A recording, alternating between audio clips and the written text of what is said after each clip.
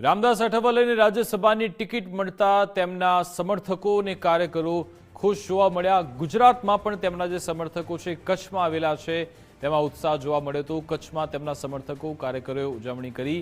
મહારાષ્ટ્રમાંથી રામદાસ અઠાવલેને રાજ્યસભા મોકલવામાં આવ્યા। હાલ તેઓ એનડીએનો ભાગ છે। રામદાસ અઠાવલેને ભાજપના ઉમેદવાર તરીકે રાજ્યસભામાં મોકલવામાં આવ્યા છે। તેના કારણે તેમના સમર્થકો અને કાર્યકરોમાં ખુશી જોવા મળી। કચ્છમાં તેમના સમર્થકો અને કાર્યકરોમાં ઉત્સાહ જોવા મળ્યો।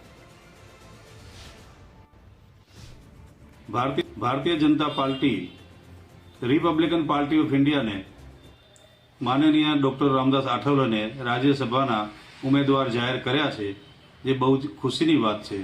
अमारा कार्यकरो बहु खुश थया छे। अमारा प्रमुख श्री माननीय रामदास आठवलेजी सतत 14 वर्ष थया मेहनत करी रह्या छे भारतीय जनता पार्टी साथे एनडीए सरकार में।